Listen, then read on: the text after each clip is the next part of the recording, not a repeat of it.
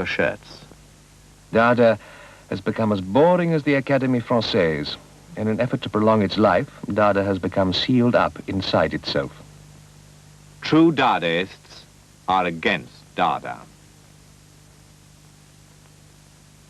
By 1922, the Dadaists are bringing out entire magazines devoted to insulting each other. Sarah and Breton and Picabia quarrel violently. Dada has destroyed itself. Francis Picabia writes the scenario for René Clair's film Entr'acte.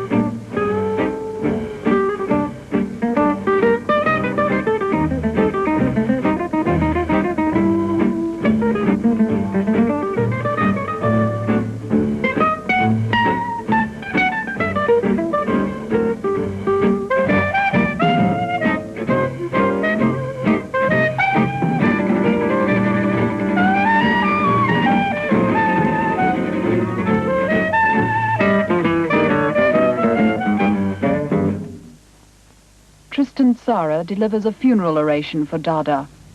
Dada marches on, destroying more and more. From all these feelings of disgust, it draws no conclusions, no pride, and no profit. It no longer even fights, for it knows that this serves no purpose. And here we come to the great secret. Dada is a state of mind. That is why it transforms itself according to all the events and nations it encounters. Dada applies itself to everything, and yet it is nothing. Dada is the point at which yes and no and all opposites meet. Not noisily in the palaces of human philosophy, but quite simply at street corners, like dogs and grasshoppers. Dada is useless, like everything else in life. Dada has no pretensions, just as life should have none.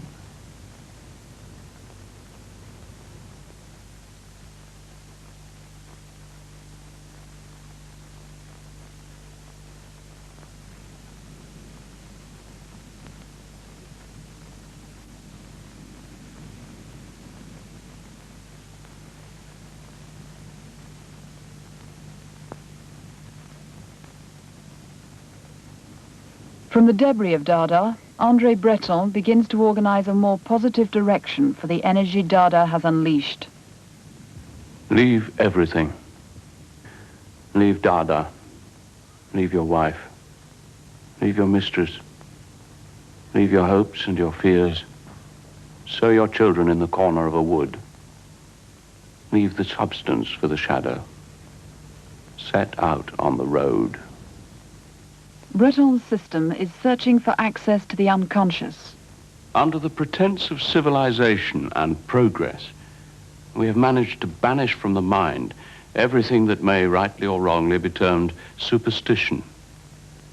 Forbidden is any kind of search for truth that does not conform with accepted practices.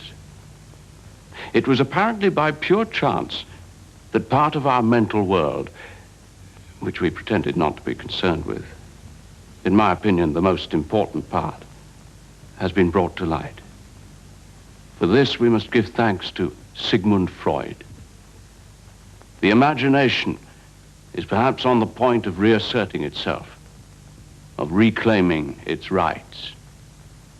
Breton becomes the central figure of a group of writers and artists seeking a new balance between conscious and unconscious thought.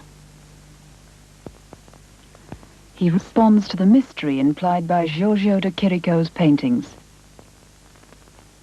De Chirico writes, What will the aim of future paintings be? To create previously unknown sensations, to strip art of everything routine and accepted, to see everything, including man, as the thing itself. For a work of art to be truly immortal, it must go beyond the limits of the human. Common sense and logic will fail. In this manner, it will approach the dream and mentality of childhood.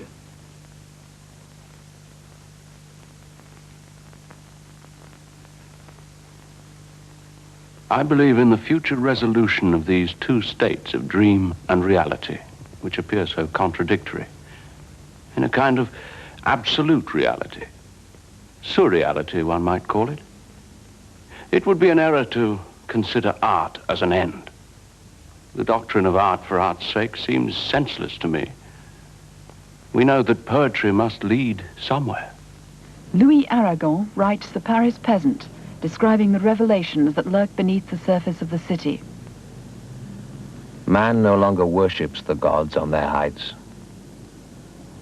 Solomon's temple has slid into a world of metaphor. But there are other places where men go calmly about their mysterious lives, where a profound religion is gradually taking place. I begin to discover the face of the infinite behind the concrete forms which escort me through this world. Reality is the apparent absence of contradictions. The marvelous is the eruption of contradictions within the real. Love is a state of confusion between the real and the marvelous. When the marvelous is dispossessed, the abstract moves in. Surrealism. Pure psychic automatism by which it is intended to express, either verbally or in writing, the true function of thought. Thought dictated in the absence of all control exerted by reason, outside all moral or aesthetic preoccupations. The first phase of surrealist art is intuitive. André Masson develops the technique of automatic drawing. I begin without an image or plan in mind, but paint or draw rapidly according to my impulses. Gradually, in the marks I make, I see suggestions of figures or objects. I encourage these to emerge, trying to bring out their implications, even as I now consciously try to give order to the composition.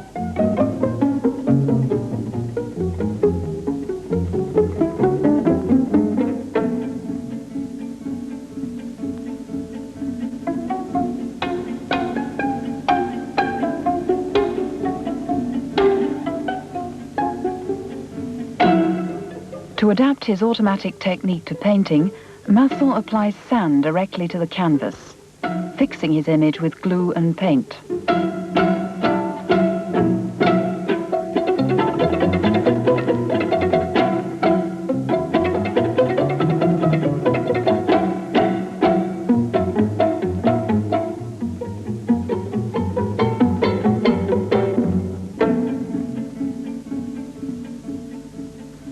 Juan Miró develops a system of intuitive signs within his paintings.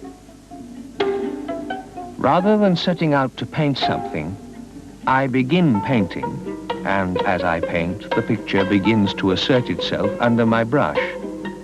The form becomes a sign for a woman or a bird. For me, a form is never something abstract. It is always a sign for something.